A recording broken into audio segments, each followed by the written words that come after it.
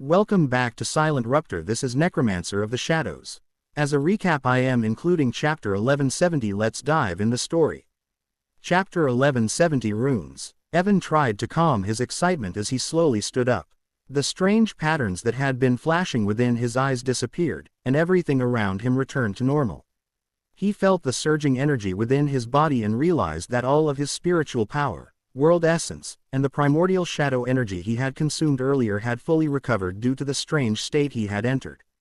I recovered all of my energy. It must be related to that thing, he thought, recalling the most significant thing he received after breaking the soul seals, and a smile slowly formed on his lips. This time, after breaking the soul seal, he hadn't unlocked any memory as he had in the past. Instead, he received knowledge about a certain subject, runes. And the knowledge of the runes he had gained wasn't ordinary. In addition to learning about common runes, he had received knowledge of 2 primordial runes. Only after breaking the soul seal and receiving the knowledge about primordial runes did Evan understand how rare and precious they are. According to the information he absorbed, only one primordial rune of a particular type can exist in the entire universe. For instance, the rune of evolution that Evan possesses is also a primordial rune. Now that it is in Evan's possession, no one else in the entire universe can use it. Even if someone managed to draw the rune of evolution, it would be meaningless because this rune had already bonded with him. The only way for someone else to gain access to rune of evolution is to kill Evan and take its ownership from him. The strange engravings that had appeared on Evan's body earlier were, in fact, kind of ownership marks. By breaking the soul seal, he had gained the knowledge of 2 primordial runes. Since no one else in the universe has knowledge of these 2 specific runes, the moment Evan learned how to draw them, they automatically chose him as their owner. The engravings that had appeared on his body were the mark of this ownership. Now, even if someone somehow learned how to draw those 2 primordial runes, they wouldn't be able to use them because Evan had acquired them first, and only one person could hold ownership of any given primordial rune. After sorting through all of this newfound knowledge, Evan turned his gaze toward Emperor Velgoth, who was still lying motionless on the ground like a lifeless corpse. Although the Emperor had regained some strength over the last few hours, he was still far from full recovery, which meant he wasn't a threat to Evan for the time being. I was wondering what to do with this guy, but after learning the runes, Evan muttered as he walked closer to Velgoth's body. In the vast knowledge of the runes he had just received, there were several runes that he could use to restrain the Emperor, including one of the primordial runes, the rune of sealing. While Evan wasn't powerful enough to draw a complete rune of sealing yet, it wasn't necessary to use the full rune to restrain Emperor Velgoth. As a rank 5 core evolver, Velgoth wasn't strong enough to require the full power of the primordial rune. Just a few strokes of the rune of sealing would be enough to seal away all of his abilities. Of course, the only reason Evan was confident this would work was that Emperor Velgoth was currently unconscious and unable to resist. If Velgoth had been awake, Evan wouldn't have stood a chance of successfully using the rune of sealing on him. Standing before Velgoth, Evan didn't waste any time and focused all of his spiritual power on the tip of his finger. At the same time, with a single thought, he activated the engravings related to the rune of sealing that had appeared on his body earlier. As he activated the engravings, the intricate patterns that had disappeared reappeared across his skin, glowing faintly with an ancient, mysterious energy. The spiritual power he had gathered at his fingertip flared with a sky-blue light, humming with primordial strength. With the knowledge of the rune of sealing surging in his mind, Evan crouched down beside Emperor Velgoth, his eyes narrowing as he moved his finger right above Emperor Velgoth's chest, where his heart was located. As Evan moved his finger, the light blue spiritual energy at his fingertip flared brighter, and a rune began to take shape in the air. The primordial rune of sealing required 506 intricate patterns in total, each demanding immense focus and power. After forming just 6 of those patterns, Evan already felt a significant drain on his strength, and more than half of his spiritual energy was consumed as the beads of sweat began to drip from his forehead. The weight of forging a primordial rune was beyond his imagination, making him realize the immense effort required for such power.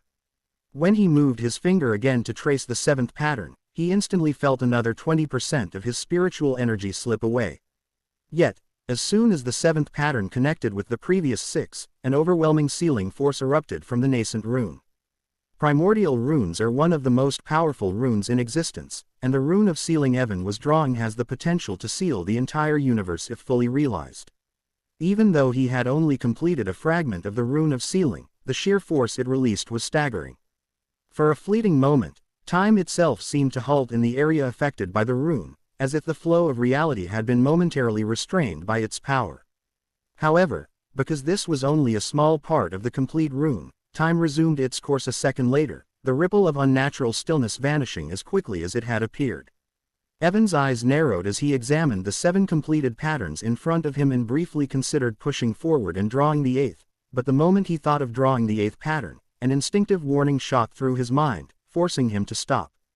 If I try to draw the 8th pattern, my soul will be sucked dry, he thought, panting slightly as he wiped the sweat from his brow and decided to stop there. Although this is only a small part of the full rune of sealing, it's more than enough to suppress Emperor Velgoth's powers until I get the answers I need from him, he mused, feeling the terrifying sealing force coming from the rune in front of him. With a focused thought, he controlled the 7-pattern fragment of the rune of sealing, pushing it downward, guiding it toward Emperor Velgoth's chest, where his core was located. The moment the rune made contact with Velgoth's chest, it sank into his flesh, vanishing from sight. The moment the rune sank into his body, a powerful sealing force erupted within the Emperor's body, spreading through his veins like an invisible snake, locking away his strength. At the same time, some black chains emerged from the void, binding Velgoth's flesh and turning his powerful body into that of an ordinary person, vulnerable even to simple bullets. Chapter 1171 Another Primordial, Part 1. Once the fragment of the rune of sealing sank into Velgoth's body and sealed all of his powers, including the strength of his physical body, Evan stumbled backwards, panting heavily. Damn it, it was just a small fraction of the primordial rune of sealing, but I still lost all of my energy by drawing it, he muttered under his breath, wiping the beads of sweat from his forehead. However, just a few seconds after the rune of sealing sank within Velgoth's body, Evan noticed something and his expression changed. He quickly used his spiritual senses to observe Velgoth's condition, and a frown appeared on his face. He is dying, he said, feeling the constantly dropping life force of Emperor Velgoth. Other than all of his powers, the rune also sealed the power of the Azragoth world within his body that was healing his soul. Now that the power of Azragoth world is sealed, his frozen soul is beginning to crumble. Evan once again activated the markings of the rune of sealing within his body, and the strange engravings appeared across his body again. He felt his connection with the rune of sealing within Emperor Velgoth's body, and after a few seconds, he controlled it and unsealed the power that was trying to heal Velgoth's soul, allowing him to recover. This small fragment of rune of sealing is even stronger than I thought. Although it is just a small part of the entire rune, it can still seal the power of Azragoth world, Evan muttered with a surprised look on his face, and upon recalling this rune can even seal an entire universe, his heart began to beat wildly. If the rune of sealing is already this powerful, what about the second primordial rune that I learned? Unlike the rune of sealing, I have a perfect use for that one, and it can help me progress extremely fast, he thought, and wanted to use the second rune right away, but upon looking at his own condition, he quickly calmed down. If I want to use that rune, I need to be in perfect condition, and I can't draw it in a dangerous place like this. If anything goes wrong during the creation, my core will be severely damaged, if not destroyed. Evan glanced toward Morvale and the other eldritch creatures, who were all staring in his direction, seemingly trying to make sense of what he had just done to Emperor Velgoth. Although he could feel restlessness in the eldritch creatures' eyes, he paid them no attention and ignored their gazes. Instead, he sat down some distance from Velgoth, took out a few pills from his shadow storage, and popped them into his mouth, trying to recover the energy he had consumed while drawing the rune. That thing, I think it was a very powerful rune, Nithor muttered, still stunned by what he had witnessed. A rune. Utheric's bull-like eyes trembled when he heard Nithor's words. His thoughts raced back to when Evan had shown them the rune of evolution and told them it was a primordial rune. What kind of rune was it? Morvale asked with a serious look on his face. I am not entirely sure, Nithor replied with a shake of his head. That rune was incredibly powerful.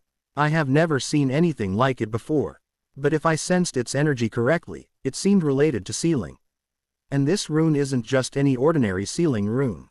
I am very familiar with standard sealing runes, but this was far too powerful. I am afraid it's some kind of primordial rune designed for sealing.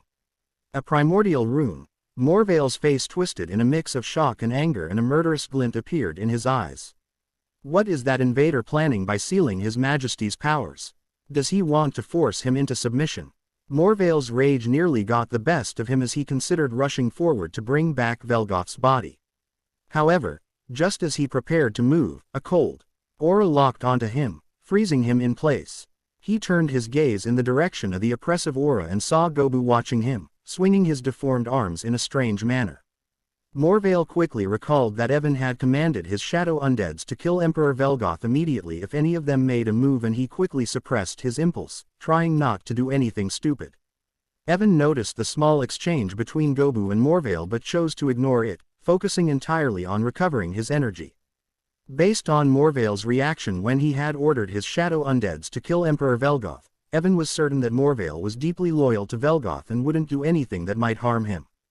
Thanks to the high-grade pills, he recovered all of his energy in less than 5 hours. By that time, the power of Azragoth world had also healed most of Velgoth's soul, leaving only a small portion still frozen. Evan waited calmly for Emperor Velgoth to regain consciousness, pondering who might have wanted to capture him alive. About half an hour later, Evan noticed slight movements as Velgoth finally opened his eyes. The moment Velgoth awoke, he instinctively tried to stand up, but with all of his energy sealed and his soul still partially frozen, he collapsed back to the ground. Feeling the weakness in his body, Emperor Velgoth glanced around, and when his gaze landed on Evan, his expression briefly changed before returning to a composed calm. As expected from someone who has ruled over millions of eldritch creatures for tens of thousands of years, Evan thought, impressed by how quickly Velgoth assessed the situation and regained his composure. Since you seem so calm, you must have already guessed why you are still alive, Evan said, standing up and narrowing his eyes at Velgoth. So, are you willing to cooperate with me on your own accord, or should I perform a few tricks to convince you? Emperor Velgoth wasn't surprised by Evan's words and responded coldly, if you think you can get anything out of me then you are dreaming. Just kill me and be done with it. Evan's expression didn't change when he heard Velgoth, as he had expected this kind of response. Since you are not willing to cooperate, he said, glancing toward Gobu. Bring out our tools. We are going to perform a little neutering surgery on this guy. Chapter 1172, Another Primordial, Part 2. Gobu, prepare your tools. We are going to perform a neutering surgery on this guy. When Evan's words reached Emperor Velgoth's ears, he didn't fully comprehend what neutering surgery meant, but for some reason, he felt a chill run down his spine, specifically targeting his lower body. The next moment, his face turned deathly pale as he saw Gobu walking toward him, wielding a large knife in one hand and a pair of scissors in the other. Unable to stand, Velgoth dragged his body backwards in desperation, terror flashing in his eyes and a kind of fear he hadn't felt in millennia surged within him. Evan casually took the scissors from Gobu's hand and with a cruel smile, glanced toward the terrified emperor. Gobu, you cut the carrot, and I will harvest the peanuts, he said, making a deliberate snipping motion with the scissors in his hand. Hearing Evan, Gobu's eyes gleamed with excitement as he licked the blade of his knife with his tongue, a disturbing grin spread across his face. He took a step forward, his voice filled with twisted joy, sounding like a child about to indulge in their favorite game. Kaka, it's been a long time since I cut off someone's carrot. Master, before you harvest the peanuts, can I cut the carrot? First, Evan tried to suppress the slight discomfort that even he felt from Gobu's enthusiasm and played along with the act, signaling him to go ahead. If he didn't know better, he would have thought Gobu had been engaging in this sort of mutilation for years. Wait. Seeing Gobu walking towards him with a large knife in his hand, Velgoth finally shouted, unable to take it any longer. For the first time in his life, the powerful emperor was brought to the brink of pure terror. The idea of his carrot being sliced off by these monsters was enough to make him wish for death. But even death was a luxury he could not grasp right now, as all of his energy was sealed. What, are you finally ready to cooperate? Evan asked in a casual, almost bored tone, but there was a dark undertone that made it clear he was fully serious. Velgoth took several deep breaths, hearing Evan's casual tone, his once regal presence reduced to one of a frightened man. Is this really necessary? Must you humiliate me like this? Just kill me and be done with it. Hearing Velgoth, a mocking smile appeared on Evan's face as he slowly approached him. Kill you? He asked with a chuckle. Do you think you will be free after death? His eyes darkened as he crouched down, meeting Velgoth's gaze head-on. You know who I am, and you know exactly what happens to those who die by my hands. Velgoth's eyes trembled when he heard Evan's words and his body shivered uncontrollably. He glanced past him, looking at the thousands of shadow undeads standing silently behind him. Asking you questions without killing you is already an act of mercy, Evan continued in a cold voice. If you still refuse to answer, I can easily turn you into one of them, and you will spill everything that I want to know without hesitation.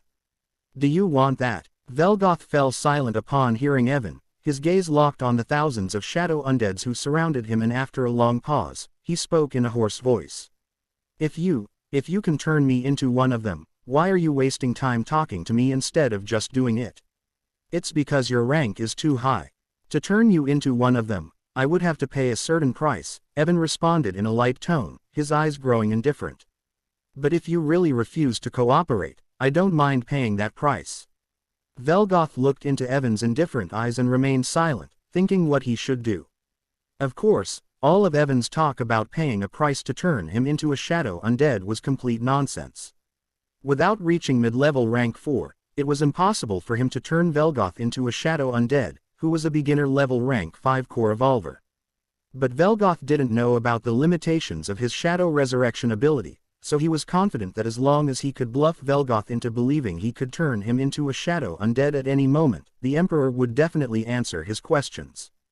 As for why he was so confident, the reason was simple. Velgoth had ruled over all the eldritch creatures in Azragoth world for tens of thousands of years. Now that he threatened to make him his eternal servant as a shadow undead, how could a proud emperor like him accept such a fate? Velgoth would rather answer the questions willingly than be enslaved forever. If I answer your questions, you have to promise not to turn me into one of them after I am dead. After a long silence, Velgoth finally said. He didn't ask Evan to spare his life because he knew that only a fool would let their enemy live, and based on everything he had seen, Velgoth knew Evan wasn't the type to make such a mistake. So instead of asking him to spare his life, he focused on one request: that Evan wouldn't turn him into a shadow undead after killing him. Evan looked at Velgoth's resolute face for a moment and stepped back slightly. Sure, as long as you answer my questions, I will honor your request. Velgoth stared at Evan for a few moments, then turned his gaze to the eldritch creatures who were still waiting for his command, ready to battle the shadow undeads at any time, and took a deep breath. I hope they can escape from here and save themselves by using the world passage. He thought before looking back at Evan. What do you want to know? Velgoth asked with a calm look on his face. There are many things I want to know, like who are the people trying to capture me alive? Why do you want to kill me and interfere with their plans? And many more, Evan said and narrowed his eyes. But before all that, tell me, why are you the only eldritch creature at rank 5 in Azragoth world when it's such a good place for cultivation? Chapter 1173 Void Tunnel Part 1. The Dragon Islands consist of hundreds of floating islands in the middle of the boundless ocean, each island tailored to the needs of different dragons. For example, the island where the fire dragons live resembles a volcanic region, filled with fire-type plants and materials. The island where crystal dragons reside is akin to a mining area, abundant with crystal-like resources, and so on. The Dragon Islands is divided into 3 parts: the outer area, the inner area, and the central area, with the outer and inner areas consisting of many islands. However, unlike the outer and inner areas, there is just one single island in the central area of the Dragon Islands. This island is where Eldrakar and other void dragons reside. From the outside, the central island looks like a small floating city in the middle of the ocean, around 50 square kilometers in diameter, but from the inside, this small island is nearly 100 times the size of Earth, revealing the power of space magic. At this moment, a few hundred kilometers deep underground in the central island, a moist cave with green moss growing all over trembled slightly. A small altar located in the corner of the cave lit up with silver light, and space fluctuations filled the entire cave. The moment the space fluctuations appeared, tens of different kinds of runes in a black aura, which seemed like someone's shadow, covered the walls of the cave, isolating the space fluctuations from spreading outside and alerting anyone. The silver light around the altar grew brighter and brighter, and a few seconds later, a woman, clad in a long black dress with raven black hair, appeared there. Anastasia stepped out of the glowing altar, and the moment her feet touched the floor of the cave, a few more runes lit up, causing all the moisture and the moss within the cave to vanish instantly. Anastasia looked at the clean cave made of polished stone and nodded her head in satisfaction. As I thought, those morons still don't know about this place, she muttered under her breath, her gaze turning towards the black aura that covered all the cave walls. It's good that I used my blood essence and some of my scales to create this formation. Otherwise, with the cunning nature of those bastards, I am afraid they would have found this place long ago. As Anastasia spoke, she once again used the token she had employed to activate the teleportation altar on the sea island. When she used the token, a holographic map of the Dragon Islands appeared once again in front of her eyes. Since they don't know about the existence of my token, it is still connected with the core of the Dragon Islands after all these years. Anastasia smiled happily once the map of the Dragon Islands appeared in front of her, and when she zoomed in on the central island where she was, she could see some void dragons lounging around or playing as if she were watching a live broadcast. The Dragon Islands are a perfect example of a place created through a mix of magic and technology. Other than the formation masters, rune masters, blacksmiths, and other professionals who constructed the structure of the Dragon Islands, the core of the islands was created by the mechadroids, connecting all the islands with each other and at the same time, equipping them with high-level weapons such as plasma cannons and so on. It seems like there aren't any high-level dragons on the central island for the time being, Anastasia said to herself after searching all over the central island. Just when she thought it wouldn't be difficult for her to complete her task because of the absence of high-level dragons, she noticed a man with two horns on top of his head, green gem-like eyes, and deep purple scales covering the lower part of his face, flying towards a mountain range located in the outer areas of the central island. A rank 4 void dragon. Did this guy just enter the central island? Anastasia raised an eyebrow when she noticed the man through the holographic map, as she hadn't spotted him on the central island during her previous search. The man soon reached the mountain range located in the outer area and stopped in front of it. Lord Zalthoric, Drazen, the man with dragon horns, spoke while bowing in front of the mountain range. Zalthoric. Anastasia's eyes narrowed when she heard the name, and the image of a giant purple dragon flashed in her mind. Rumble. As the image of the dragon flashed within her mind, the mountain range Drazen was bowing to began to tremble, and the next moment, a dragon's head, tens of kilometers in diameter, poked out from behind it, looking at Drazen with its cold deep blue eyes. I see. So these people made some areas of the Dragon Islands into their own personal territory, where I can't spy even by using the core of the Dragon Islands. Anastasia muttered to herself, finally realizing why she hadn't found any high-level dragons earlier. It wasn't that there wasn't even a single high-level dragon on the Dragon Islands, but rather that most of the high-level dragons had turned small parts of the central island into their own territories, where no one could spy on them. Damn, my token has the highest level of authority that allows me to control most of the formations installed all over the Dragon Islands, but it seems they replaced some of the old formations with new ones, and the formations these high-level dragons are using to hide from me are one of them. Anastasia thought with a shake of her head, narrowing her eyes, her gaze falling on the giant dragon's head. This old geezer actually broke through to mid-level rank 6 from beginner level rank 6 in the last few thousand years. How is everything going, Zalthoric? The mid-level rank 6 dragon asked in a cold voice, unaware he was being monitored by Anastasia.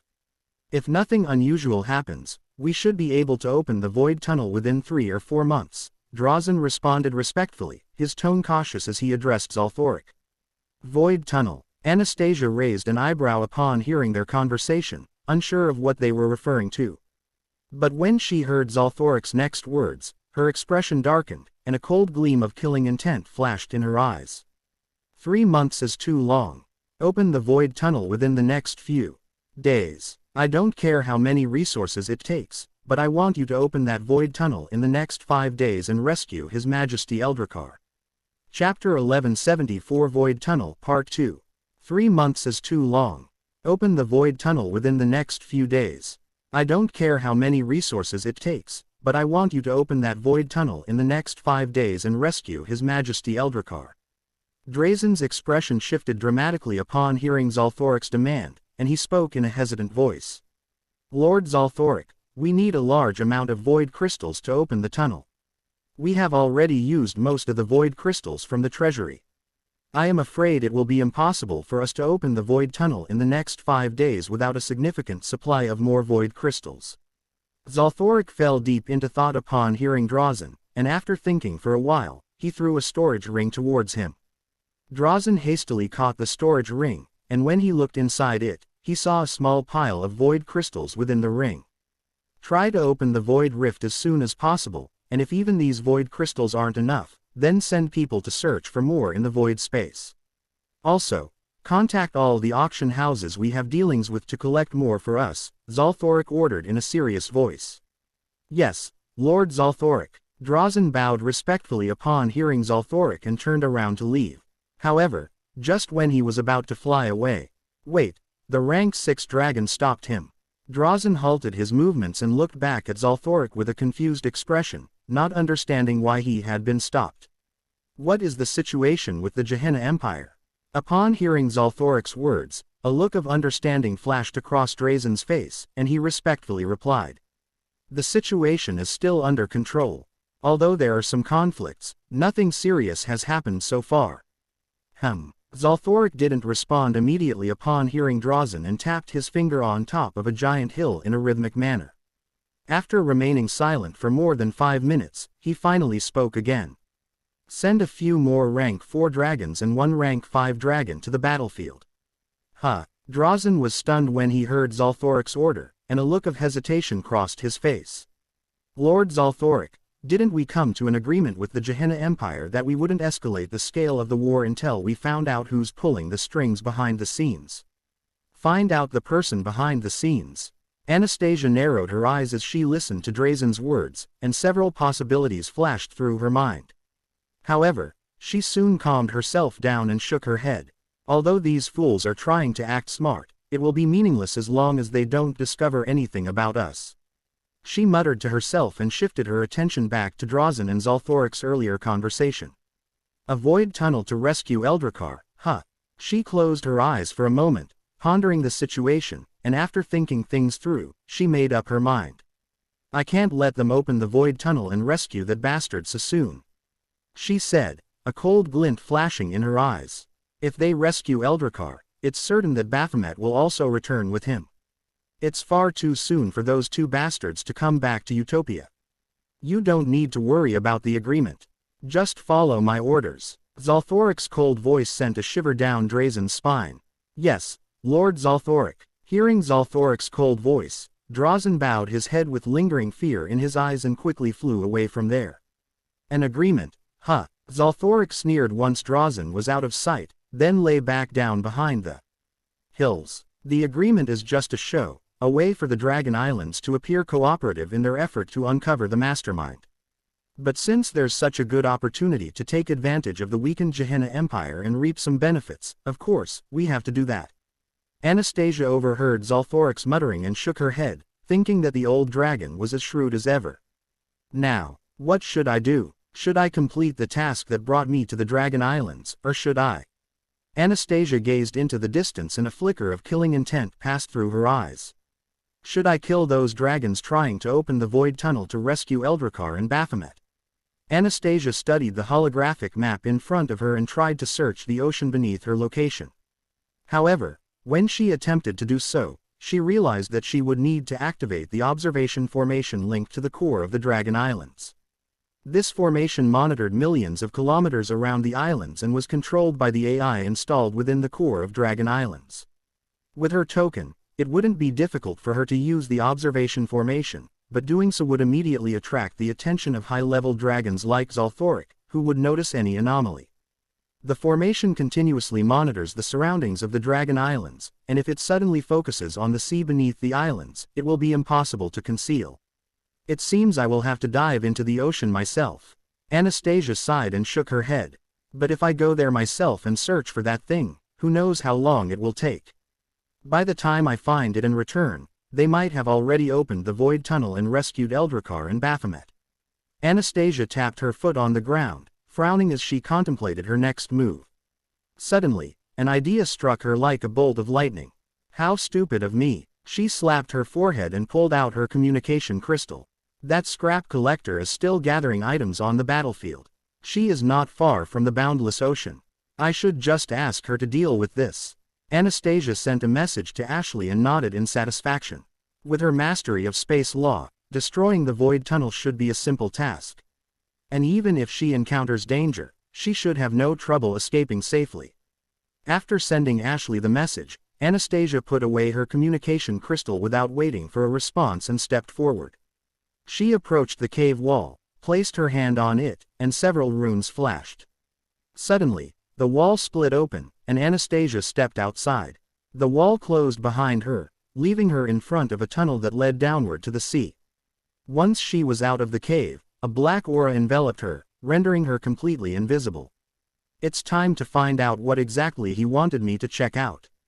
She murmured under her breath and began descending into the tunnel. Chapter 1175 Another Primordial, Part 3. Tell me, why are you the only eldritch creature at rank 5 in Azragoth world when it's such a good place for cultivation? Since the moment Evan started fighting against Emperor Velgoth and other eldritch creatures, he had been curious about this very question. No matter whether it is the concentration of the world essence or the speed of comprehending conceptual energy, everything in Azragoth world seems better than Utopia. Since the environment of Azragoth world is superior, then why is Emperor Velgoth only at rank 5? He is the ruler of this world. Shouldn't he have reached rank 6, especially with all of the resources of this world at his disposal? Not only is he still at the beginner level of rank 5 after tens of thousands of years, but even the other eldritch creatures under his command are not very high ranked. After fighting against millions of eldritch creatures in Azragoth world, Evan found that the average level of these creatures is only beginner level rank 2, with a few reaching rank 3 and creatures like Nithor, who are at rank 4 or even rare. If the environment of Azragoth world wasn't suitable, it would be understandable that there weren't many high-level core evolvers. But with the abundance of world essence and the clear concepts that should increase the understanding of conceptual energy, it was truly strange that the level of the eldritch creatures remained so low, so Evan really wanted to know what was going on in this world. When Emperor Velgoth heard Evan's question, his expression turned strange. What are you talking about? Do you think it's easy to advance in an environment where you can't even feel a single concept clearly? Huh, Evan was startled by Velgoth's words. Can't feel even a single concept clearly. He tried to feel the concept of the void once again to increase his understanding of void energy and found it was very easy to sense the void's concept here. Thinking that Velgoth was lying to him, Evan's eyes turned cold, and he made a snapping motion with the large scissors in his hand. Are you messing with me? Velgoth's lower body went cold when Evan made the snipping motion, and he immediately shook his head. I am telling the truth. This is an artificially created world, so even though it's rich in world essence, it's still very difficult for anyone to advance their rank. Although it's possible to increase one's understanding of conceptual energy to about 25% and break through to rank 2, reaching rank 3 is almost impossible. In an artificially created world, it's extremely difficult to further your understanding of conceptual energy. That's why most creatures here can only reach rank 2 at best, and only those with exceptional talent can break through to rank 3.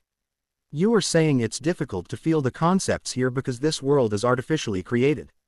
A deep frown appeared on Evan's face hearing Velgoth. He wasn't sure whether he was telling the truth or not because it didn't match his own experience as he could sense all the concepts very clearly. Yes, and not only that, this artificial world is located in the chaotic zone, making it even harder to comprehend conceptual energy. If you don't have extraordinary talent, it's nearly impossible to reach rank 3 in Azragoth world. Evan looked at Velgoth closely, and it didn't seem like he was lying. If what he says is true and it's hard to feel the concepts in this world, then why can I feel them so clearly? He thought with a confused look on his face. As he was thinking, a thought suddenly crossed his mind. Could it be because of? He placed his hand on his chest, feeling his heartbeat. Azeroth told me that the Heart of Origin signifies my status as one of the Origin holders and that I can't enter the Origin universe without it. While there could be other reasons, I have a strong feeling that the reason I can feel all the concepts so clearly is because of the Heart of Origin. Evan tried to sense whether anything was different about his Heart of Origin after arriving in Azragoth world, but after observing it for a while, he found nothing abnormal, so he eventually gave up. If it's difficult for people to sense concepts here because it's an artificially created world, then how did you reach rank 5? Surely, it wasn't simply because you are very talented, right? You are right. Velgoth's expression remained calm when he heard Evan's words as he replied, I was able to reach rank 5 because I refined the core of this world. In fact, without the core's help, it would be impossible to go beyond rank 3 in this world. Evan's eyes narrowed when he heard Velgoth's words. Are you saying even your subordinates who reached rank 4? No, they didn't refine the core. Velgoth interrupted Evan before he could finish speaking. They were able to reach rank 4 because I shared the energy of the world core with them. Evan remained silent, waiting for Velgoth to continue. You have fought many of my soldiers, so you must be aware of the phenomenon where the bodies of the people are absorbed by the world after their death, right? Yes. Hearing Velgoth, Evan nodded his head as it was another thing that had been puzzling him. This is actually the work of the world core. Once someone dies in Azragoth world, all of their energy is absorbed by it. Once the world core absorbs the energy of the dead, it transforms that energy into pure essence, which can be used to accelerate cultivation. Whether it's to increase one's understanding of conceptual energy or to deepen one's grasp of the laws, this pure essence is beneficial to all core evolvers regardless of their rank. Evan was stunned when he heard Emperor Velgoth, as he hadn't expected such an absurd explanation behind the disappearance of the bodies. So, Velgoth and the high-level core evolvers under his command were able to advance because of this essence created by the world core, huh? Evan muttered quietly, his eyes gleaming with a strange light. Since all core evolvers can use this essence, doesn't that mean I can use it to increase my rank as well? Chapter 1176 Another Primordial, Part 4. Since everyone can use this pure essence, doesn't that mean I can use it to increase my rank as well? Evan thought, his eyes gleaming as he looked at Velgoth. When Velgoth saw the gleam in Evan's eyes, he sensed an unknown threat and cautiously dragged his body backwards, a wary expression on his face. What do you want? Evan smiled sweetly when he saw Velgoth's reaction and spoke while playing with the large scissors in his hand. Give me the world core of Azragoth world. Velgoth was stunned when he heard Evan's words, but he quickly regained his composure and shook his head. I didn't bring the world core here with me, he said, raising his hand as if to show Evan his storage ring. But when he glanced at his hand, he saw his storage ring was missing. Are you looking for this? Velgoth heard Evan's voice and saw him twirling a ring between his fingers. Seeing his storage ring in Evan's possession, Velgoth remained silent, feeling the sorrow of a robbed person. Where is your real storage ring? Evan ignored Velgoth's quiet demeanor and asked in the same casual tone. What do you mean? That's the only storage ring I have. Ha! Do you take me for a fool? Hearing Velgoth, Evan sneered and tossed the ring back to him. Other than some potions, pills, essence stones, and a few minor items, there is nothing of value in that ring. Are you seriously telling me that the ruler of Azragoth world, after tens of thousands of years, only has these insignificant things in his possession? Emperor Velgoth's face turned a little strange at Evan's words and he looked at him weirdly. I came here to wage war against you. Do you think I am stupid and would bring anything valuable onto the battlefield where I could die at any moment?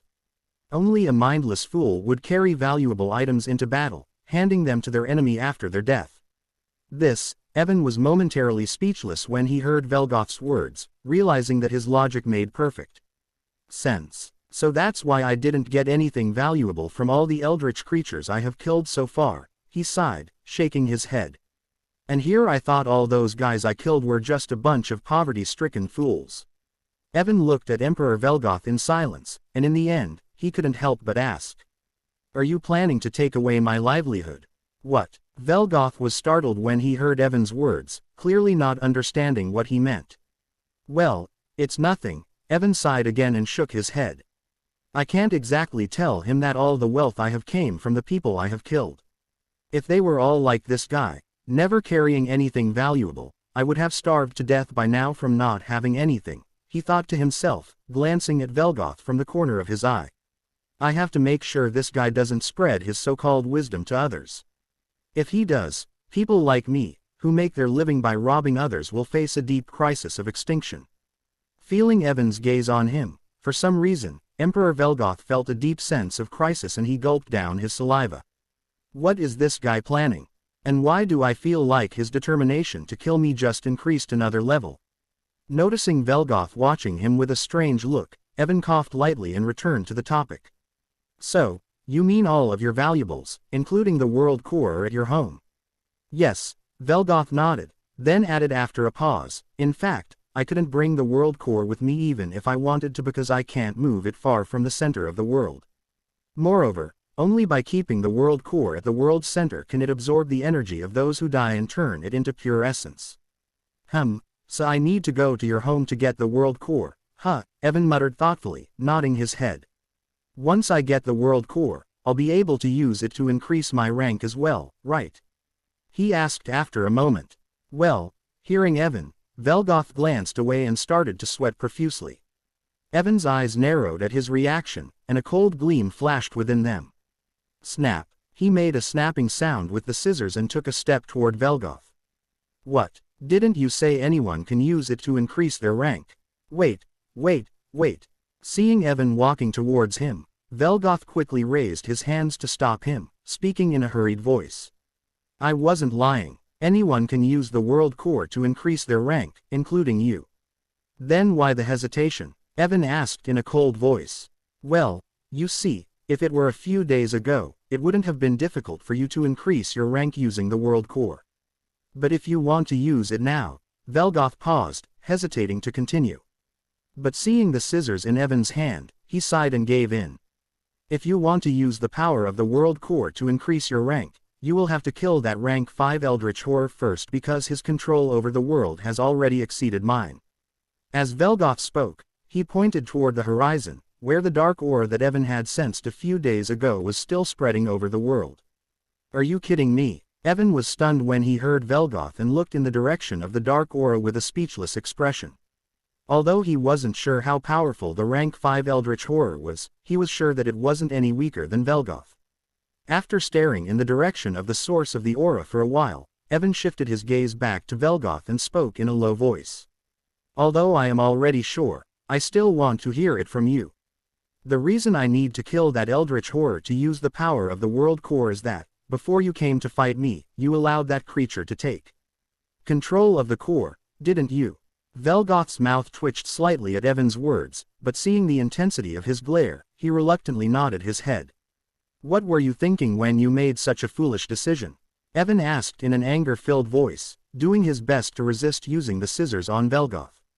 Velgoth sighed when he heard Evan and explained in a low voice. There were 2 reasons I made that decision, he said. First, I was planning to leave Azragoth world using the world passage right after defeating you, so I had no need to control the world core anymore. Second, his eyes narrowed, and a cold, murderous intent flashed within them. I wanted to turn the entire Azragoth world upside down before the people who want to capture you arrive, and that Eldritch Horror was perfect for the job. Chapter 1177 Another Primordial Part 5. I wanted to turn the entire Azragoth world upside down before the people who want to capture you arrive, and that Eldritch Horror was perfect for the job. Hearing the last part of Velgoth's sentence, Evan took a deep breath and tried to calm down. You are saying the people who want to capture me aren't from Azragoth world? Of course not, Velgoth replied in a plain voice. Do you think anyone in Azragoth world can threaten me? If those people were from Azragoth world, instead of trying to sabotage their plans by killing you, I would have killed them all directly. Evan didn't respond immediately upon hearing Velgoth. Until now, he had believed the people who wanted to capture him were from Azragoth world, but it seemed things were more complicated than he thought. So, who are these people who want to capture me alive? He asked after a brief silence. They are from the Origin universe, and as for who they are, I can't say, or rather, I am not allowed to speak about it. Evan's eyes narrowed at Velgoth's last words. What do you mean? I mean exactly what I said. I am not allowed to speak about them. Velgoth paused after saying this and after a moment, opened his mouth. They are. Evan raised an eyebrow as he sensed something odd. When Velgoth spoke, it seemed like some kind of power had obscured his last words, as if he wasn't permitted to speak about the topic. Now you understand what I meant when I said I am not allowed to speak about them.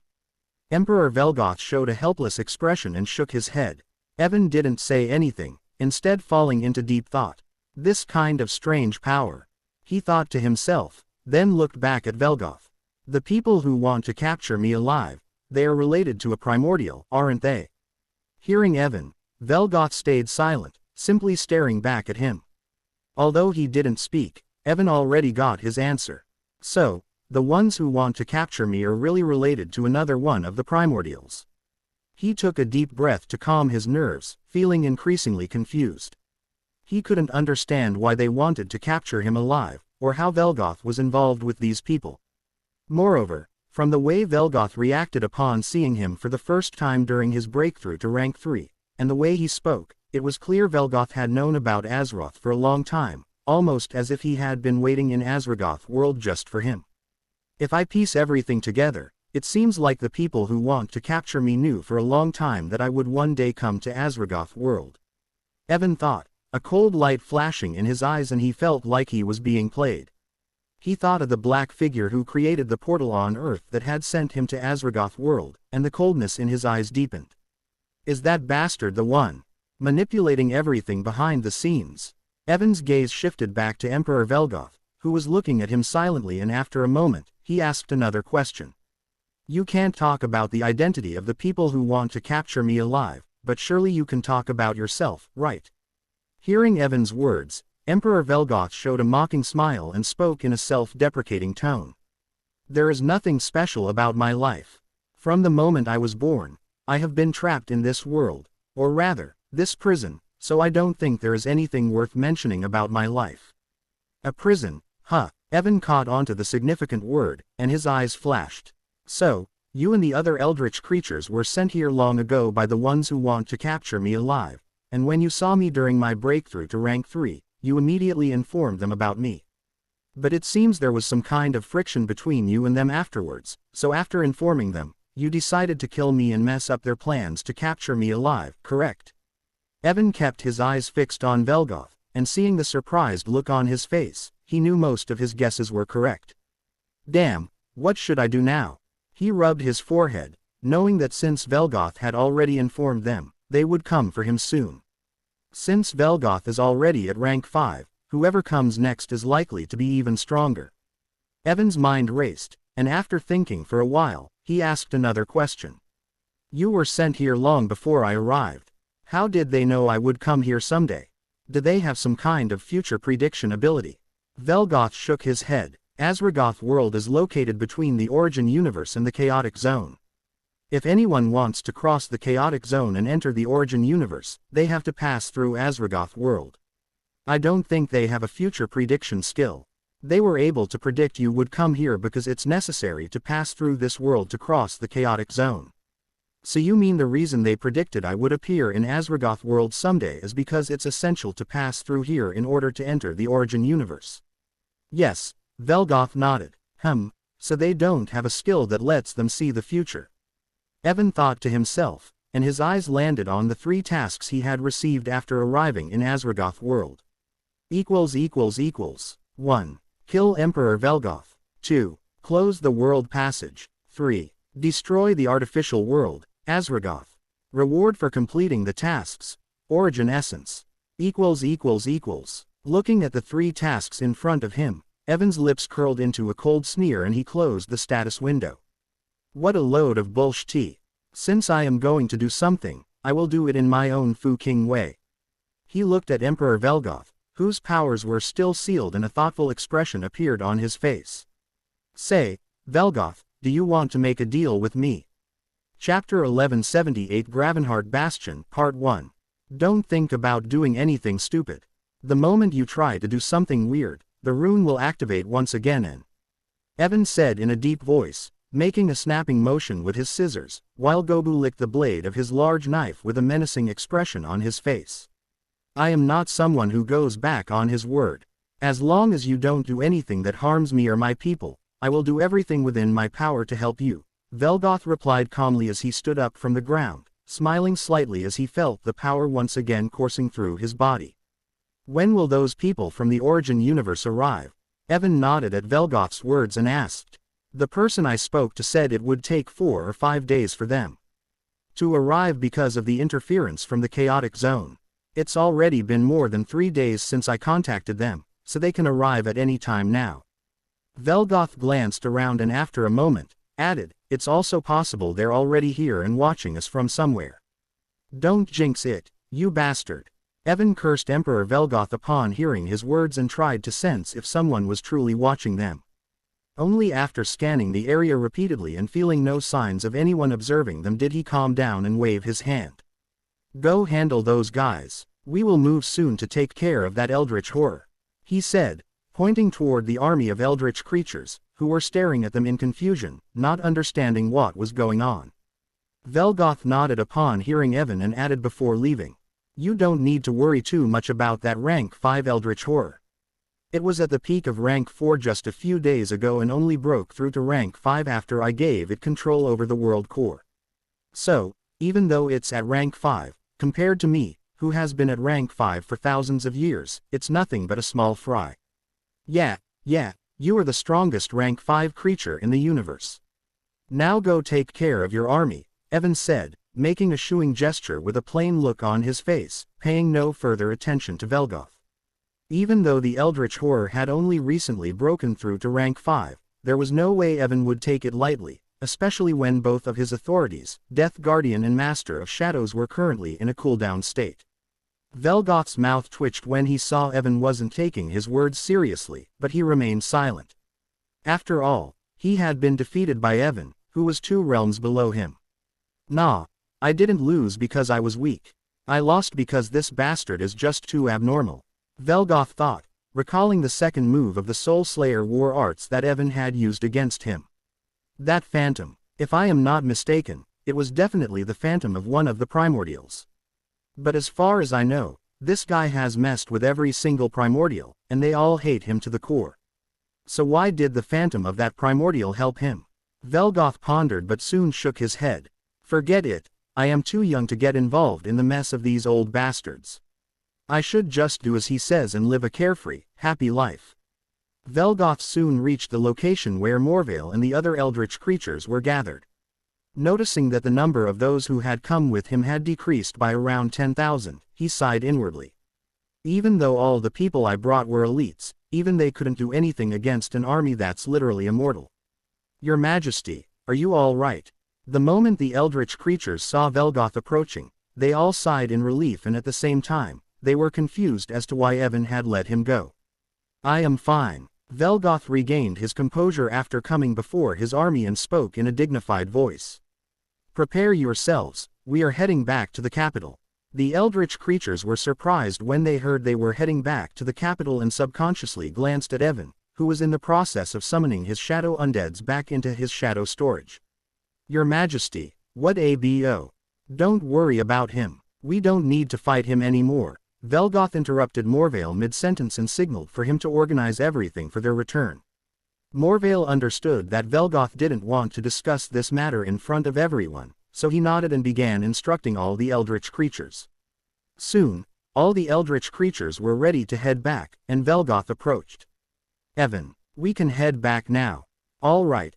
Evan nodded and walked toward the barrier that had previously prevented him from moving forward. By the way, as they neared the barrier, Evan remembered something, and he looked at Velgoth. What is this world blessing that allows high-level eldritch creatures to revive? Is it also related to the world core? Yes, Velgoth nodded at Evan's question. As I mentioned earlier, the world core absorbs all the energy of the dead, including their souls. But with my control over the world core, I can mark certain individuals so they won't be absorbed by it.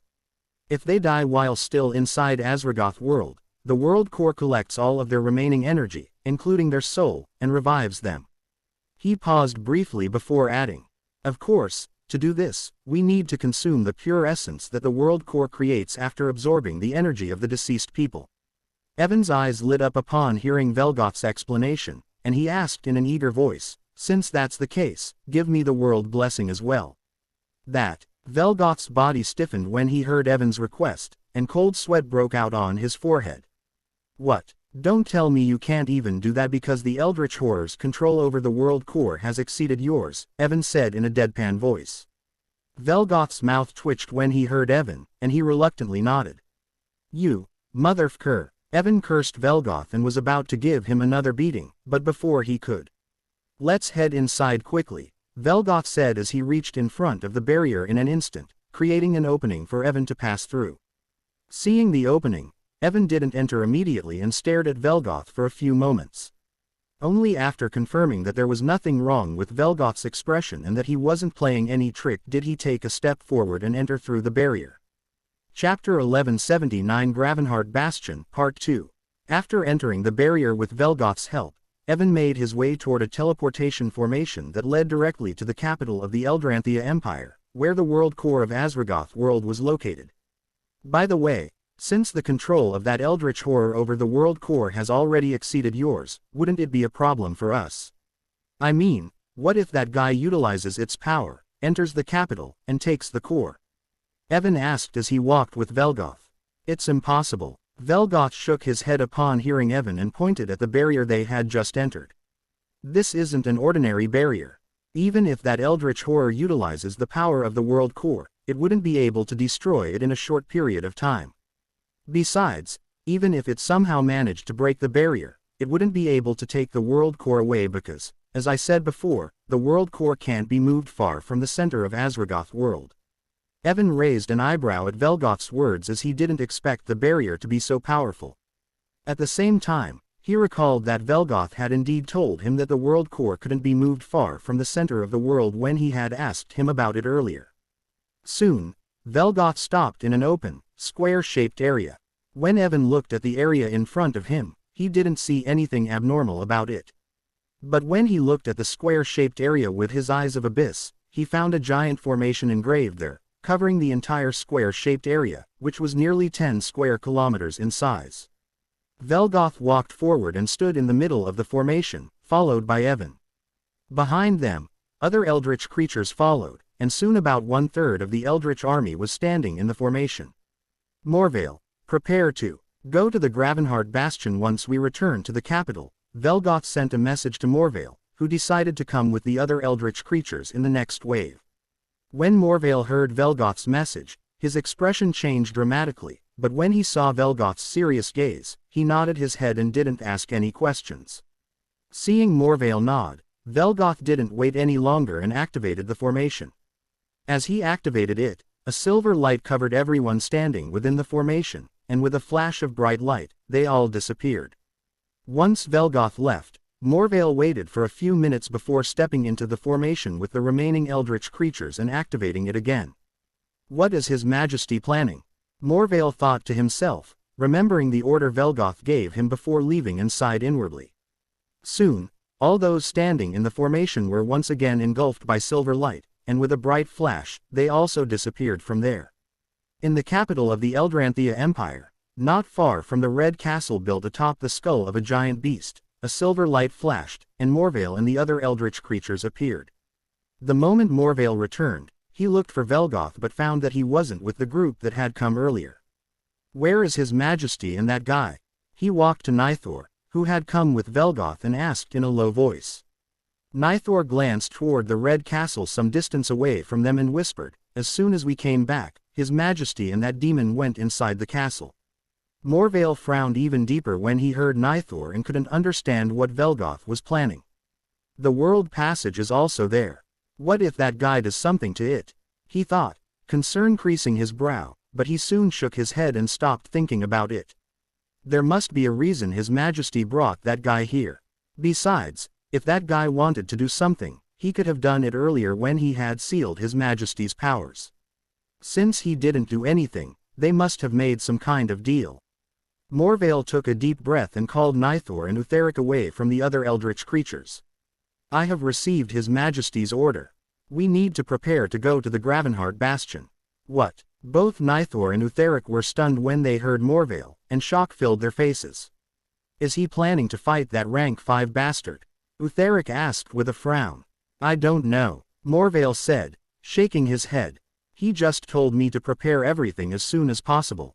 I don't know how much time we have, but if I had to guess, it wouldn't be long before we move again. So help me with the preparations. It must be because of that demon bastard. Nithor sighed as Evan's image flashed in his mind. Maybe, but it doesn't matter. We just have to follow the orders.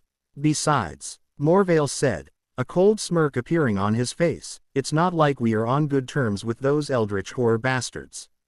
If I can give them a piece of my mind before leaving Azragoth world, it'll be a nice farewell experience. Hearing Morvale, Nithor and Utheric exchanged glances and shrugged their shoulders. All right, you guys handle things here, I will make the other preparations, Utheric said and disappeared from there. Nithor and Morvale also moved swiftly, beginning to prepare the necessary arrangements. While Nithor and the other eldritch creatures were busy outside, Velgoth led Evan deeper into the castle. So that's the world core, huh? Evan muttered in a low voice as he gazed at the football-sized orb floating in front of him. Currently, 60% of the orb's surface was pitch black, indicating that the eldritch horror had already seized control of more than half of the Azragoth world. Velgoth had initially allowed the eldritch horror to control 50% of the world, but due to his serious injuries earlier, the eldritch horror had taken advantage of his weakened state to solidify more of its hold. Evan looked at the world core for a few seconds before he approached it. As he touched the core, he felt its rough, sandpaper-like surface. He was about to ask Velgoth how much pure essence the world core currently held, but before he could, a notification flashed before his eyes. Do you want to assimilate the world core of Azragoth into the primordial shadow realm? Chapter 1180 World Core and World Passage Part 1. Do you want to assimilate the world core of Azragoth to the primordial shadow realm? Yes, no, this. Evan was startled by the sudden notification and stared at it with a confused look on his face. Assimilate. Does it mean the Azragoth world will be devoured by the primordial shadow realm if I choose yes? He thought with narrowed eyes. What's wrong? Velgoth raised an eyebrow when he noticed Evan staring at the floating world core with a thoughtful expression. Evan snapped back to reality upon hearing Velgoth's voice and shook his head. It's nothing, I was just surprised since it's the first time I have seen a world core, he said and asked another question. By the way, since this is an artificially created world, does that mean this world core is also man-made? Honestly, I don't know much about it either. Velgoth shook his head at Evan's question. The Azragoth world was created by those people from the Origin universe before they sent us here, so I have no idea if this core is artificially created or a natural treasure. Heck, I don't even know how they used this world core to create the world. If it wasn't for the fact that this world core had been passed down from generation to generation in my family, I might not have even known this was an artificially created world.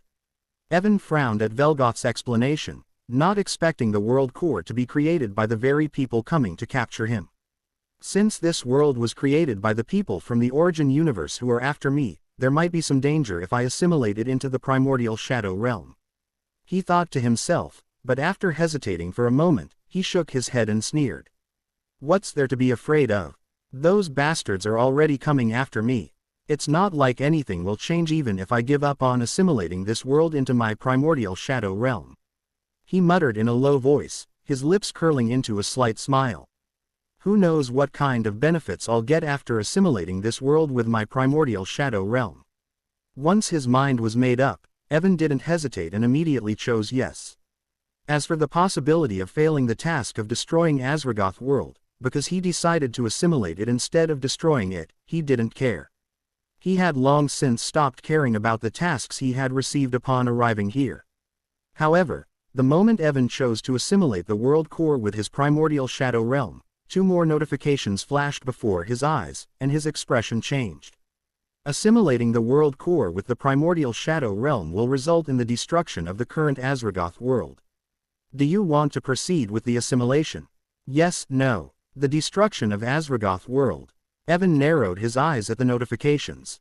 According to Velgoth, the world passage is in the room next to me. If I choose yes, I can destroy Azragoth world without any problem. He said inwardly, his expression thoughtful as a strange light flickered in his eyes. If I want, I can now complete all the 3 tasks I had received. Killing Velgoth wouldn't be difficult for him, as he could activate the rune of sealing within Velgoth's body at any moment. The world passage was in the room next to him, and he could destroy it at any time. As for the mission to destroy Azragoth world, that was the easiest of all. He just had to assimilate it into the primordial shadow realm, and Azragoth world would be destroyed.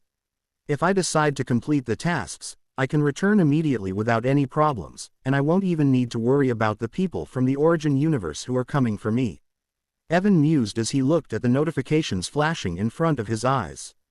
His gaze shifted to Velgoth, who was staring at him in confusion, not understanding why he was standing still, seemingly doing nothing. It is certainly very easy to go back, but, Evan smiled slightly and chose no for now. Where is the fun in that? He pulled his hand away from the world core and backed away. Show me the world passage, he said to Velgoth after stepping back. Sure. Velgoth nodded at Evan's request, but for some reason, he felt like something was off about him. He didn't know why, but he had the distinct feeling that Evan was planning something sinister, though he wasn't sure who his target was. Oh, right. As Velgoth led Evan to the room where the world passage was located, Evan thought of something and glanced back at the world core. Shadow clone. He created a clone and ordered it to stay near the world core. What are you planning? Velgoth raised an eyebrow when he saw what Evan had just done. You will understand in the future. Evan didn't answer directly and smiled mysteriously. You are not planning to go back on your word, are you? Velgoth's mouth twitched when he heard Evan's response and he asked in a serious voice. If I wanted to go back on my word, instead of doing all this and wasting time, I would have just killed you. Wouldn't that be safer for me? Evan replied in a calm voice before walking out of the room. Hurry up, we need to take care of everything before they arrive. Velgoth watched Evan's retreating back for a moment and after standing there briefly, he glanced again at the clone lurking near the world core and sighed. I hope he is telling the truth, he muttered under his breath, then quickly followed after Evan. The world passage wasn't far from the world core's location, and they arrived in just a few seconds. So that's the thing I need to destroy to complete one of the tasks. Evan thought as he looked at the massive portal, nearly 100 meters wide, standing before him. As Evan approached the world passage, he began to sense something, and when he was just a few meters away, his expression shifted to one of shock. This passage. He looked at it closely and after staring at it for a few seconds, he backed away and sighed. So that's how it is, huh? Chapter 1181 World Core and World Passage Part 2. Before becoming a Rank 3 Core Evolver, Evan had no way of returning from Azragoth world without completing the 3 tasks he had received. However, after reaching Rank 3 and mastering Void Energy, his situation changed. While moving towards the Eldranthia Empire with Morzarek, he visited the place where he had first appeared in Azragoth world and fought against Zaelder. While there, he tried to find a way back without completing the 3 tasks, and surprisingly, he found faint traces of the Void Rift from which he had been sent to Azragoth world. Normally, it would have been impossible for him to trace his way back using just the faint remnants of the Void Rift. Even for a Rank 5 Core Evolver with mastery over Void Energy, it would have been extremely difficult to retrace the path. But when Evan tried to trace his way back by relying on the faint marks left behind by the Void Rift, he found that although it was extremely difficult, he could return on his own. The reason for this was Elysia, Zorda, and his other shadow undeads, who were still on Earth. By sensing their location on Earth, he could follow the traces of the Void Rift from which he had come and return back to Earth. Elysia and the others who were on Earth were like a beacon of light, guiding him toward Earth's position. So, although difficult, it wasn't impossible for him to go back to Earth on his own. But now I think I don't even need to do that, Evan muttered quietly as he gazed at the world passage in front of him. Although vague, he could sense the presence of Elysia and his other shadow undeads on the other side of the world passage, meaning this world passage led directly to Earth. So the reason the number of dungeons related to eldritch horrors suddenly increased on Earth was because of this world passage. He said, turning to look at Velgoth beside him. During the process of creating this world passage, you sent quite a few eldritch horrors to scout ahead and act as guinea pigs, right? Velgoth was surprised when he heard Evan's words and nodded. You are right. Before it was fully completed, the passage was quite unstable, so only low-level eldritch horrors could go through. At first, only horrors below C rank could enter, but as the passage stabilized, the rank of horrors able to pass through steadily increased, Velgoth explained and continued. Although I sent many eldritch horrors, very few of them returned, and those that didn't bring back any useful information. So, I haven't sent any of my people to the other side until now. As expected, Evan nodded, finally understanding why the number of eldritch horror-related dungeons on Earth had increased. All the eldritch horrors that appeared on Earth were sent by Velgoth to scout the situation on the other side of the passage, and somehow, that black figure created new dungeons and trapped those eldritch horrors inside to prevent them from causing chaos on Earth. Then it informed the hunters about those dungeons and let them take care of the horrors. Everything's a mess, huh? Evan shook his head, and the slight uncertainty he felt about facing the people coming from the Origin universe disappeared completely. Even if something goes wrong, I can now quickly escape using the world passage, he thought, then 1/3. Even if something goes wrong, I can now quickly escape using the world passage, he thought, then turned back to Velgoth. Everything's a mess, huh? Evan shook his head, and the slight uncertainty he felt about facing the people coming from the Origin universe disappeared completely. Shall we go and take care of that rank 5 horror? I want to kill it quickly so I can take control of the world core and use it to increase my power before those guys arrive. Velgoth didn't answer Evan's question immediately. Instead, he focused his senses to assess the situation outside the castle, and after a moment, he nodded. Everything is almost ready. We can leave in 1 or 2 hours. 2 hours, huh? Evan closed his eyes and, after a moment, spoke in a deep voice.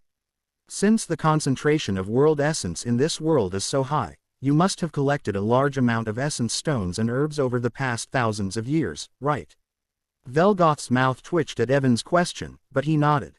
Essence stones aren't a problem, there are plenty of them. However, high-level herbs and plants are extremely rare. Just like the people of Azragoth world, it's difficult for even plants of rank 3 or above to appear here. Evan wasn't surprised by Velgoth's response, as he had already expected it.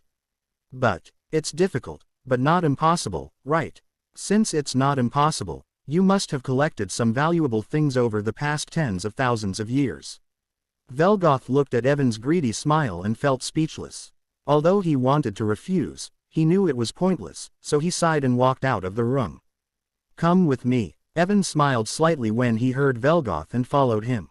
Velgoth led Evan to the underground area of the castle using a staircase, and soon they stood before 2 closed doors, each 10 meters high. Is this your treasury? Evan asked as he gazed at the massive doors in front of him. Not exactly, Velgoth replied, placing his hand on the doors. I keep most of the valuable items in my storage rings. But things like herbs, plants, and other materials aren't suitable to be stored in a ring for tens of thousands of years, so we keep them here. When Velgoth touched the doors, they glowed slightly as if recognizing him, and with just a light push, the heavy doors swung open. There are many formations in this room that preserve the essence of the herbs and other materials. You can take anything you need, but don't try to hoard everything, I have many mouths to feed. As the doors opened, Evan completely ignored Velgoth's words because his attention was fully captured by the treasures inside. Velgoth sighed once more when he saw Evan paying no heed to him and shook his head. We will be leaving in 2 hours. Make sure you finish whatever you plan to do by then, Velgoth said before disappearing, unwilling to watch Evan plunder his wealth. Evan didn't bother to respond to Velgoth and took a step into the room. Ha ha ha ha, old man, wake up. It's time for you to get to work. Chapter 1182 Rank 5 Eldritch Horror Part 1. 2 hours passed in the blink of an eye, and Nithor and the other eldritch creatures completed all the preparations to head to the Gravenheart Bastion. When Emperor Velgoth received the news, he made his way to the underground room where Evan was. I hope he hasn't shamelessly devoured all the items, he muttered to himself as the 2 giant doors came into view. As Velgoth neared the room, a strong medicinal scent of herbs hit his nostrils, making him frown deeply. Is he creating some kind of potion or something? Velgoth raised an eyebrow and peeked inside the room. When he looked inside, he saw Evan examining a small glass bottle of potion filled with dark blue liquid. Not bad, not bad. Although this old man just sleeps all day without doing anything, I can still trust him when it comes to alchemy," he heard Evan mutter, watching him put away the potion into his shadow. "The only bad thing about him is the cost of creating the potions and other things. Even though it's just a low-level rank 3 potion, he still used almost 500 million high-level essence stones so he could make it in 2 hours. Evan rubbed his eyebrows, feeling distressed because he had used up almost all of his essence stones. Velgoth mentioned that he had a lot of essence stones, so it shouldn't be difficult for him to give me a few billion or trillion, right? He muttered to himself, his eyes gleaming with anticipation. When Velgoth, still peeking from behind the door, heard the words, "a few billion or trillion essence stones," his heart skipped a beat, and he nearly fell to the ground. "This motherfew," Velgoth cursed Evan in his heart. "Does he think I am his cash cow or something?" Evan turned around to go find Velgoth and ask him for some pocket money, but as he turned, his eyes met with Velgoth's deadpan stare, half of his face still hidden behind the door. Seeing Velgoth's expression, Evan didn't feel embarrassed at all. Instead, he smiled and pointed to the items still left in the room. "See, I did what you told me, and only took a few of the items that were useful to me." Velgoth entered the room and took a deep breath to calm down. He looked around and saw that almost half the items in the room were missing. After taking nearly half the items, he still has the nerve to say he did what I told him. Velgoth held back the urge to fight Evan and took another deep breath. "What was the potion you made earlier?" he asked, changing the subject before the thought of missing items drove him to madness. "It's just a buff potion, nothing special," Evan replied in a nonchalant manner, not elaborating on the effect of the potion. "Is everything ready?" Hearing Evan's response, Velgoth stared at him for a few seconds before nodding his head. "We can leave anytime." "Then what are we waiting for? Let's go kill that bastard," Evan said energetically and rushed out of the room. Velgoth looked at Evan with a speechless expression, mentally complaining, "You are acting as if you were going to be the one fighting the thing." As Velgoth followed after Evan, he glanced back at the room, which was already half empty, and after thinking for a moment, he waved his hand and stored everything remaining in the room inside his storage ring. "Better to be cautious. That guy is going to leave his clone here. What if once we leave, he sends his clone here to plunder everything?" Velgoth thought, feeling satisfied with his foresight. Evan, who was walking ahead, noticed Velgoth's actions and a look of regret flashed in his eyes. "This guy isn't as dumb as I thought," he muttered to himself as they left the underground area of the castle. "Well, stealing all the valuables from the castle using my clone was my second objective. As long as it completes its first objective, it doesn't matter even if I can't steal those things." Leaving the underground area, Velgoth brought Evan outside the castle to the large open area where they had appeared earlier upon using the teleportation formation. When Evan arrived, he saw that in addition to the 90,000 eldritch creatures who had been there previously, there were now around 60,000 more, bringing the total number of eldritch creatures to nearly 150,000. Among the army, he spotted Nithor, Utheric, and Morvale standing at the front, their expressions stern. It was clear from their serious faces that they did not take the mission to Gravenheart Bastion lightly. When Morvale saw Velgoth approaching with Evan, he immediately turned toward the eldritch creatures behind him and shouted sternly, "Stand in proper formation." Upon hearing Morvale's voice, the eldritch creatures, who had been chatting restlessly among themselves, immediately fell silent and obediently stood in formation. Velgoth nodded his head upon seeing this and stepped into the formation alongside Evan. Once in position, he didn't delay and immediately activated the formation. As the formation activated, a bright silver light flashed, and all the eldritch creatures, including Evan, disappeared from sight. In the western part of Azragoth world, in the heart of a gigantic fortress known as Gravenheart Bastion, a bright silver light flashed as Evan and the other eldritch creatures materialized. Due to Emperor Velgoth's order a few days prior, all the eldritch creatures stationed at Gravenheart Bastion had already evacuated. So, when they arrived, the fortress, spanning thousands of kilometers, was completely deserted. Even though no one was present in the fortress, Evan could still feel a dreadful aura covering the entire fortress. Feeling the dreadful aura, he left the eldritch creatures behind him, took a step forward and instantly appeared on top of the fortress wall.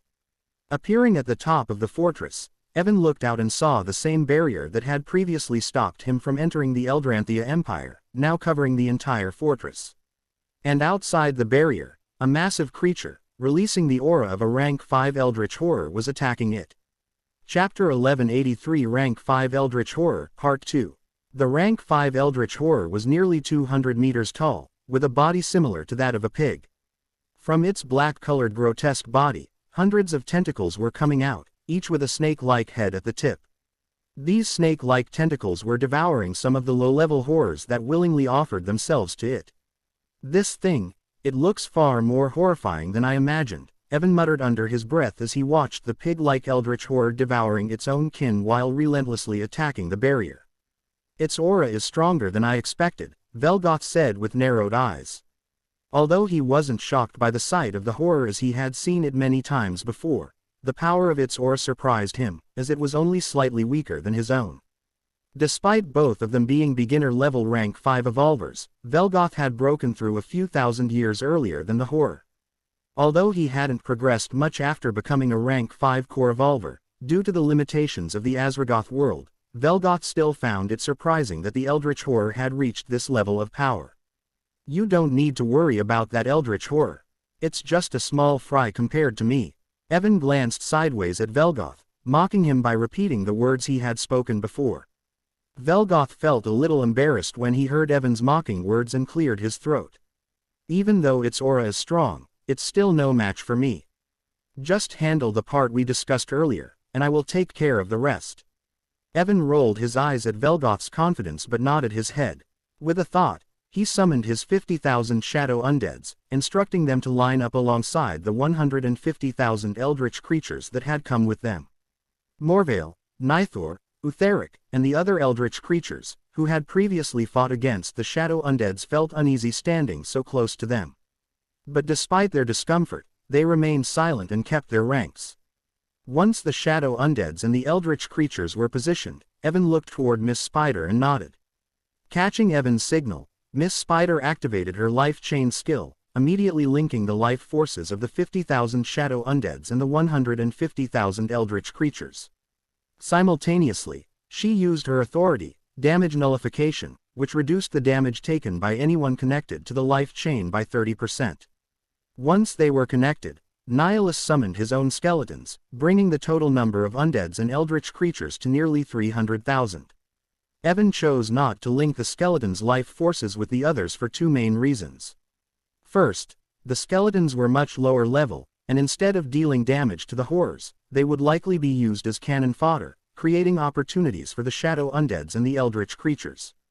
Second, Miss Spider's damage nullification could only affect up to 200,000 individuals at a time. If the skeletons were linked and received damage, they would pass it on to the shadow undeads and the eldritch creatures, negating the benefit of the 30% damage reduction. Therefore, Evan decided to send the skeletons out independently. Even if they were instantly destroyed, it didn't matter much since Nihilus could summon them again without any serious loss. Even though they won't be in immediate danger thanks to my undead's life chain skill, there are nearly 5 or 6 million eldritch horrors on the other side. You will need to end this fight quickly. The longer it drags on, the more dangerous it becomes for us, Evan said in a serious tone, directing his skeletons and shadow undeads to charge beyond the barrier and confront the horrors. Velgoth's expression turned serious as he listened to Evan, and nodded his head. I will try to end it as soon as possible, he said, then glanced at Nithor and the other eldritch creatures, signaling them to follow the undead army. Receiving the signal, Morvale and the others immediately moved forward without hesitation, following the undeads into battle. Ordinarily, they would have hesitated to fight against such a vast army of horrors with fewer than 300,000 troops on their side. However, Evan had already explained the advantages of the life chain, so they felt confident enough to face millions of horrors despite their smaller numbers. The people under your command are quite impressive. None of them questioned why you are working with me, Evan commented in a light voice as he observed Morvale and the others exit the barrier alongside his shadow undeads and skeletons. Velgoth said nothing in response, but a hint of satisfaction glimmered in his eyes. When Morvale and the others reached the front lines of the eldritch horrors, Velgoth took a deep breath and turned to Evan. I am going in now, he said in a deep voice before vanishing. Evan watched Velgoth charge toward the massive, 200-meter-tall pig-like eldritch horror, and his gaze shifted to the red-orange sky above. I hope everything goes smoothly and I won't have to resort to that plan, he muttered to himself, before focusing his attention back on Velgoth, who had already arrived in front of the rank 5 eldritch horror. Seeing that Velgoth was about to start fighting against the rank 5 horror, Evan walked to the barrier, easily passing through it due to the permission Velgoth had granted him. The moment Evan left the barrier, some eldritch horrors in the area shifted their attention and charged at him with a mad look in their eyes. As the eldritch horrors rushed toward him, Evan didn't even bother to glance at them, and just when the horrors were a few meters away, the space around them shattered, slicing the bodies of all the horrors into thousands of pieces. Small pieces of flesh and large amounts of blood dropped to the ground and were absorbed by the Azragoth world. Seeing the sliced eldritch horrors' bodies disappear, Evan smiled slightly and the halberd of destruction appeared in his hand. It's time to gather some nutrients for my growth, he said to himself before disappearing from his position. Chapter 1184 Tree of Life Part 1. High in the sky, a cube made of transparent blood, nearly 10 kilometers in size, floated without any visible support. Inside the cube, two figures moved like lightning, clashing against each other over and over, shaking the walls of the cube with each impact. The speed of the figures moving within the cube was so fast that even peak rank 3 core evolvers couldn't see them clearly. Damn it, things are becoming more and more troublesome with each passing day, Zorda, who was maintaining the blood cube, muttered, his face twisted in frustration as he looked down from the sky. At this rate, this planet won't survive for long. As Zorda looked down, he saw black smoke rising everywhere, shattered buildings, collapsed ground, and chaos spreading in every direction. After observing the destruction below for a few seconds, his gaze pierced through space, landing on the portal in Antarctica. Near the portal, several rank 3 shadow undeads had erected multiple barriers and were fighting against many rank 1, rank 2 and a few rank 3 people, who were constantly pouring out from the portal. If not for the barriers that the shadow undeads had erected, the entire Antarctic continent, or even the Earth, would have been destroyed by the aftermath of their battle. Elysia, we don't have much time. Kill him quickly, the other portals are showing signs of breaking open as well, Zorda shouted, looking at the two figures fighting inside the blood cube. Damn it, do you think killing a peak rank 4 core evolver in minutes is easy? Alicia's irritated voice echoed from within the cube. But noticing the urgency in Zorda's voice, she didn't delay any longer and made her move. Suddenly, a dazzling light filled the cube, making it hard even for Zorda to see what was happening inside.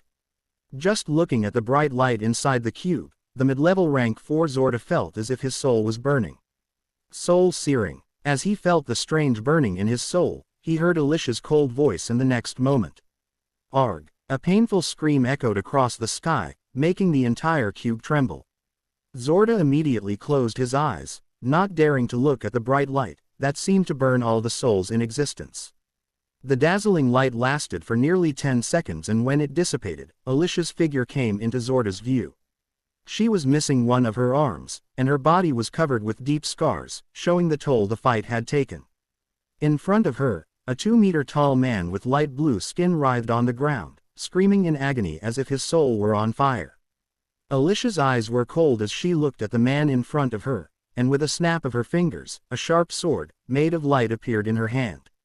"Siya, you motherfucker," she cursed, and with a single slash, severed his head. As the man's blood spread across the transparent floor of the cube, Zorda's eyes flashed, and all of the blood was absorbed into the cube, darkening its color. Elysia took a deep breath, and once the life force of the rank 4 man faded, she stored his body in her storage ring. After putting away the body, she used her skill and a bright light surrounded her, healing her injuries and regenerating her missing arm. As the fight ended, Zorda also deactivated the blood cube that had protected the Earth from the battle's aftermath, and Elysia stepped out. The cube dissolved into a mass of blood in the sky, which Zorda then swallowed. As he absorbed the blood, including that of the peak rank 4 man Elysia had just slain, Zorda's aura surged, slightly stronger than before. Elysia glanced at Zorda from the corner of her eye, and without a word, dashed toward Antarctica, where the shadow undeads were still locked in combat. When she arrived in Antarctica and saw its condition, she couldn't help but sigh. If things keep going like this, it won't be long before the entire continent collapses, she muttered as she approached the battlefield. After coming to the battlefield, instead of assisting the shadow undead to deal with the people coming out of the portal, Elysia created a massive barrier that nearly encompassed all of Antarctica, stabilizing the region. After creating the barrier, she ignored the ongoing fight and flew to another portal connected to Utopia. From the energy fluctuations, the next wave should come through this portal, she muttered, looking at the portal in front of her. She looked at the portal for a few seconds before she used her spiritual senses to scan the entire Earth. Through her spiritual senses, she found that the world was in utter chaos, with many cities destroyed. It's already been more than 3 months since Master left. The rank of the people coming from the portals is increasing day by day. At this rate, it won't be long before this entire planet is destroyed. Time flowed differently on Earth compared to other places. Because of this time difference, it had been more than 3 months for Elysia and the others since Evan left. During this time, they had tried to stop the people coming from the portals, but as time passed, it became inevitable that the Earth suffered considerable damage due to the fighting between high-level core evolvers. The hunters on Earth were mostly useless in this situation. On Earth, the highest-ranked hunters were S-rankers, and even S-plus ranked hunters could barely hold their own against a newly promoted rank 1 core evolver. The people coming from the portals were mostly rank 2 or above, making it impossible for the hunters to assist Elysia and the other shadow undeads. I wasn't planning to use this because that bit H will immediately notice my actions. But now that things have reached this point, Elysia muttered and closed her eyes. As she closed her eyes, she found herself in a bright place, where a gigantic tree brimming with vitality appeared before her. Looking at the tree, she hesitated for a moment, but soon her face became serious. What's there to be afraid of? Even if something goes wrong, Master will take care of it, she said, sounding like an irresponsible employee who was about to cause trouble for her boss. With a thought, her spiritual power surged toward the tree, and the moment her power touched it, her purple, burning eyes flashed with a deep green light, and the next moment, the entire earth began to tremble. Chapter 1185 Tree of Life Part 2. Elysia stood in front of a portal with her eyes closed, a deep green aura surrounding her. The green aura was filled with endless vitality, and just from its presence, the terrain of Earth within hundreds of kilometers began to change. Lush green trees grew everywhere, and the Earth, devastated from continuous battles, began to harden and stabilize. All the surroundings affected by the green aura brimmed with vitality, and the breath of life spread in every direction. As time passed, the green aura around Elysia grew stronger, extending its influence across thousands of kilometers. The planet, which had been crying out from destruction and constant warfare, now seemed to scream in joy. Zorda, who had just returned after erecting more barriers around other portals, was stunned at the sight before him. What the hell is this thing? He muttered, looking at the phantom of an immense tree that suddenly appeared behind Elysia and was growing continuously. 10 meters, 50 meters, 100 meters, 500 meters, 1,000 meters. The size of the tree continued to increase, and a wave of life and vitality permeated the earth. The density of mana in the atmosphere rapidly increased and even began to show signs of evolving, ushering in the first drop of world essence on Earth. The phantom tree soon reached 10,000 meters in height, its lush branches stretching across the sky as though it were supporting the heavens. Elysia remained still, not moving a muscle. Once the tree reached 20,000 meters in height, the green aura around her started to fade. Surprisingly, even though the green aura around her began to dissipate, the tree phantom behind her showed no signs of disappearing. It continued to transform the earth as its roots penetrated deep into the ground, spreading throughout the entire planet. The roots strengthened the earth, and within a few minutes, the ground became strong enough to withstand battles between rank 1 core evolvers.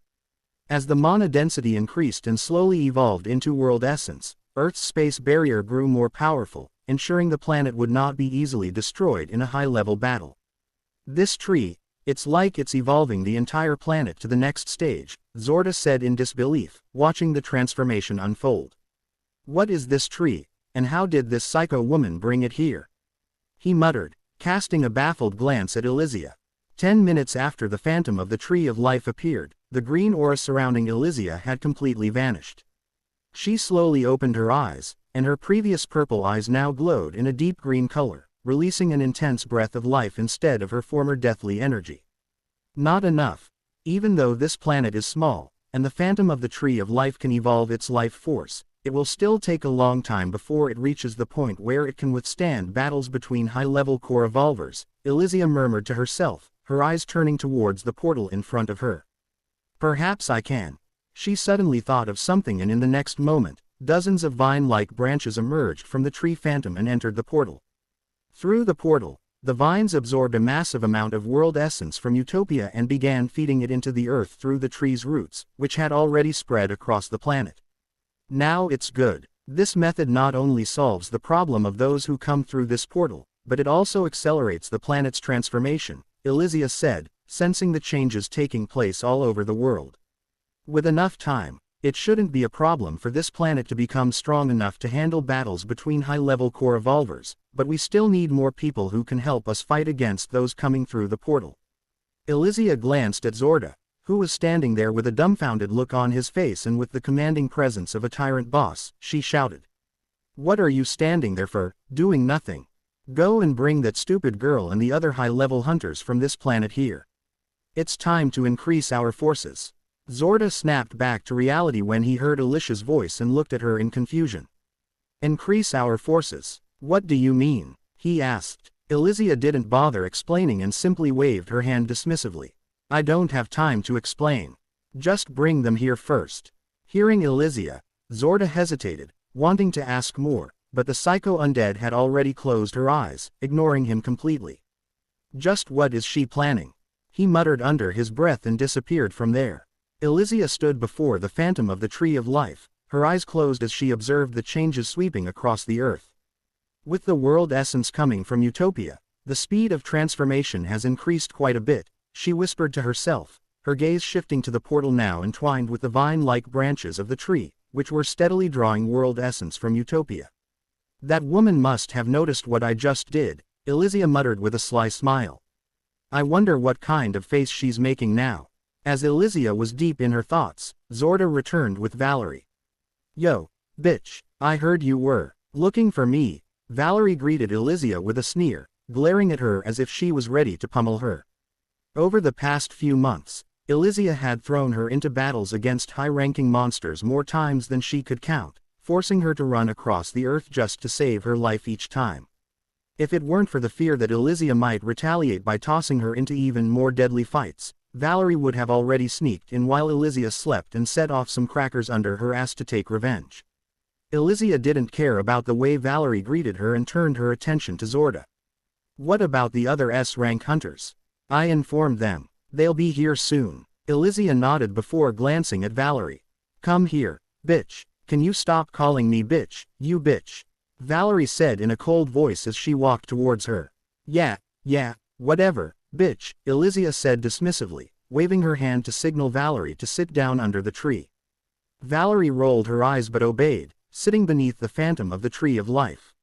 What now? She asked after sitting down.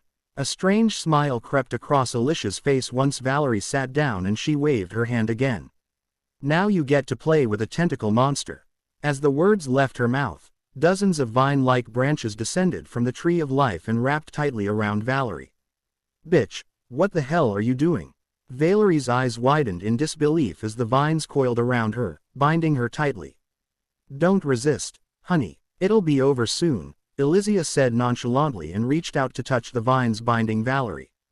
The moment her fingers made contact with the vines began to glow intensely, and in the next instant. Arg! Valerie's scream of pain echoed across the land. This is all for today. Thanks for watching.